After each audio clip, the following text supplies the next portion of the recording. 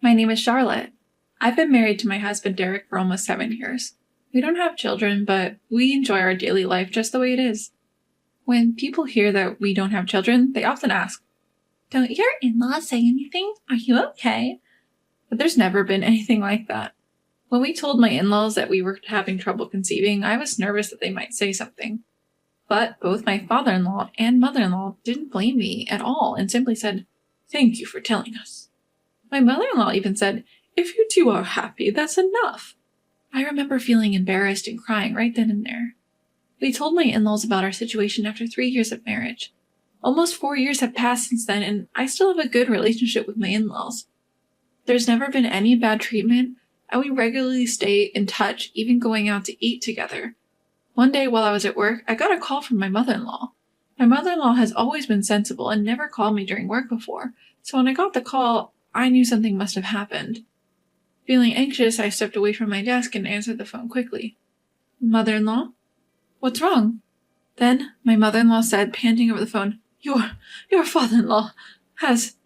Father-in-law? What happened to my father-in-law? Your father-in-law. He's been taken in an ambulance." What? I told my boss what happened and left work early. My mother-in-law said she'd also contacted my husband, but he never checks his phone during work, so he didn't notice. I called my husband's office, explained the situation, and asked to speak to him. After understanding what had happened, my husband said, "I'll head to the hospital now. Please, go there too, Charlotte." My husband and I arrived at the hospital at almost the same time and were able to meet near the reception. As we were about to look for mother-in-law, my brother-in-law Eugene spotted us and called out, "Brother, sister-in-law, over here." We followed Eugene to father-in-law's hospital room as he directed, but by the time we got there, it was too late. In the room, my mother-in-law was crying loudly, and my sister-in-law, Marie, was holding back tears. Father-in-law had passed away, looking like he was asleep.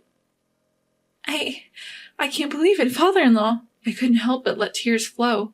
My husband and brother-in-law comforted me and the others, but when I stepped out into the hallway, both of them were covering their faces with their hands.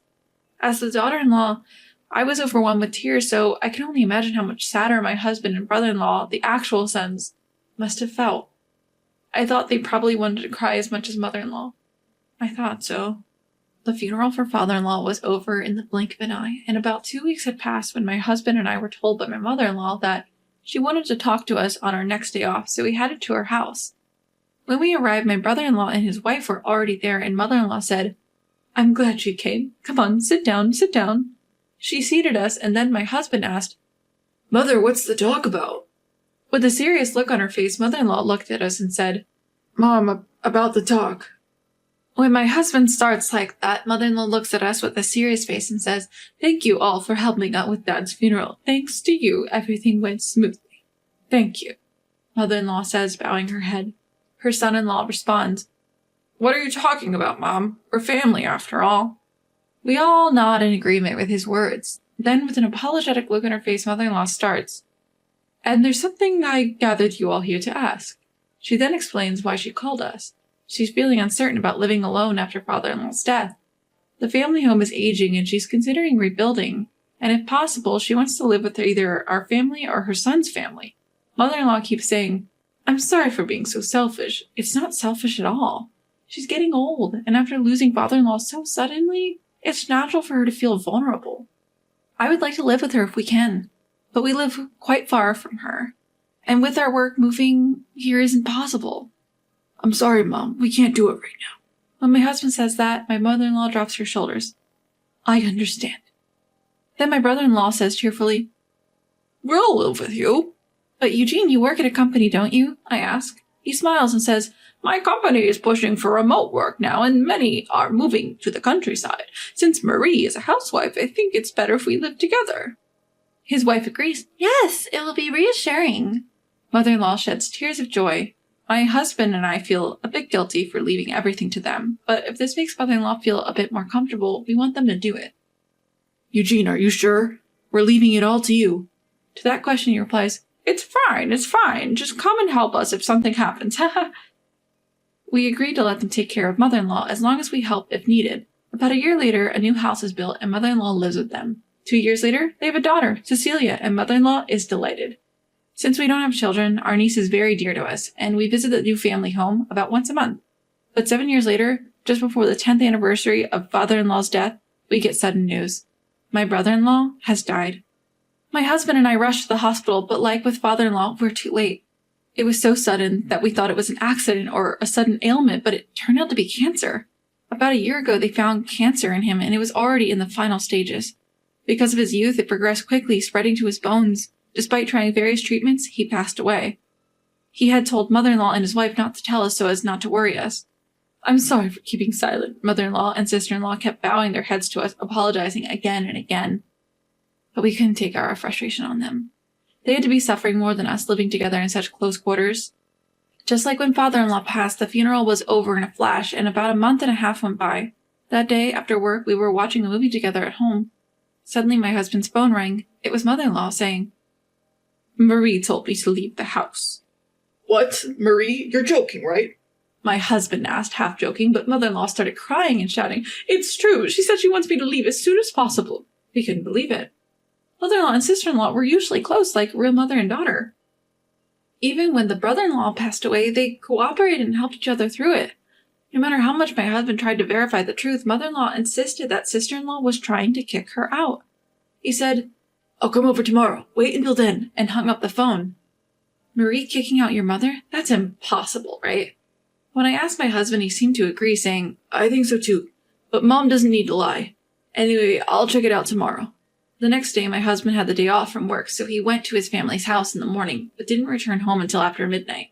He looked exhausted when he got home and told me what happened today while drinking a beer. When he arrived at his family's home, the atmosphere was already tense, and neither mother-in-law nor sister-in-law would speak to each other. When he sat them down on the sofa to talk, the sister-in-law said, "I have no choice but to ask mother-in-law to leave." "How can you say that? This was originally my house," mother-in-law shouted, and the conversation broke down.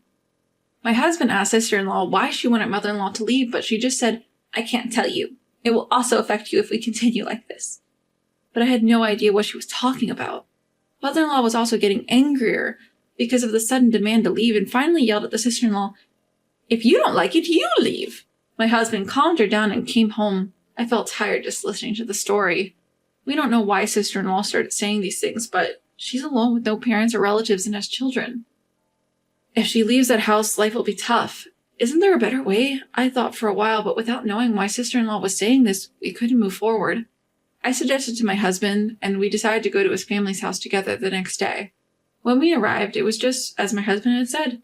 Mother-in-law and sister-in-law were already arguing when we arrived, and our 7-year-old niece, Cecilia, was trying to mediate. "Hey, both of you, stop it. Cecilia's here too." My husband stopped the two of them arguing. "But Marie is..." "Because mother-in-law won't leave." And so the two continued to glare at each other, angry and agitated. I urged them to calm down for the moment, saying, "Both of you, please calm down. Let's talk this through." Then I sat them down on the sofa.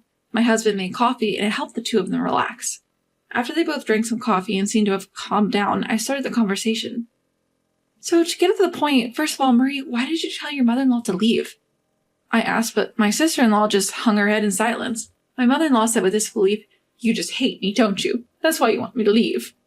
My sister-in-law snapped back, raising her face. "Hate? If anything, aren't you the one who hates me?" And tears fell from her eyes. An unexpected turn of events left my husband and me in shock. There was no way my mother-in-law could hate her. We could see that just by watching them. "Marie, your mother-in-law doesn't hate you. You're her precious son's wife." With those words, something broke inside my sister-in-law, and she began to cry uncontrollably. I patted her back, waiting for her to calm down. After a while, when her breathing seemed to have stabilized, I asked, "Can you tell me what happened?" "Actually, my aunt told me that things will be miserable if they continue like this." "What? Your aunt?" When I asked this, she slowly began to speak. Once I heard everything, I felt like my anger was going to explode. It wasn't just me. My husband and mother-in-law felt the same. What she told us was unbelievable. According to her, after her husband died, she met Aunt, my father-in-law's sister, at the funeral, who spoke to her. Aunt warned my sister-in-law who was going to live with my mother-in-law. "That woman is really wicked, you know. You, your daughter, none of you will be treated well. She used to bully the wife of her eldest son. She just hid her true nature because her son was around. Now you'll see how." She repeatedly scarred her with terrifying words. Furthermore, she wickedly whispered that since my brother-in-law contributed money to the new house, she had the right to live there and should kick out the mother-in-law. At first, my sister-in-law didn't believe it, but hearing that I had been bullied by my mother-in-law frightened her. Of course, I was never bullied by my mother-in-law. It was a complete lie. If only you had checked with me. Crying, she apologized. I'm truly sorry. The whole incident was clearly Aunt's fault. Aunt, my father-in-law's sister, had always been antagonistic towards my mother-in-law and kept saying nasty things, as I later learned from my mother-in-law. Of course, my sister-in-law also has some responsibility for believing Aunt completely, but I thought anyone would be scared if told such things when emotionally unstable after losing her husband. My mother-in-law, learning everything, said, "So that's what happened. But Marie, do you think I'll do such a thing in the future? I think of you as my own daughter." Smiling and shedding tears. Even my sister-in-law never truly believed that my mother-in-law was that kind of person. "Mother-in-law, I'm really sorry." She said this, tears in her eyes as she bowed her head. After that, we went to Aunt's house and spoke about the matter in front of her husband. It seemed like she did it just for fun, but she defended herself. "That's not it. It was just a small joke." But even if it was a joke to Aunt, it almost ruined our lives. Of course, neither my husband nor I could forgive her. Aunt kept insisting that she wasn't in the wrong, but Aunt's husband, unable to watch her any longer, yelled, "Enough! It's all your fault. Apologize."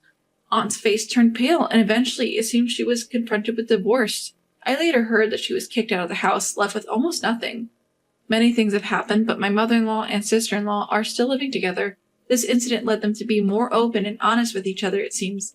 Even when we went to visit, there were more arguments and squabbles. However, it wasn't something that made us uneasy to watch, but rather something that we understood to be the result of trust.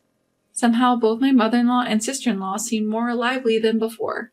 My mother-in-law adores her cute grandchild, and now she's even thinking about adopting my sister-in-law. I guess there's nothing to worry about anymore. Strangely enough, even the pictures of my father-in-law and brother-in-law on the wall seem to be smiling more than before.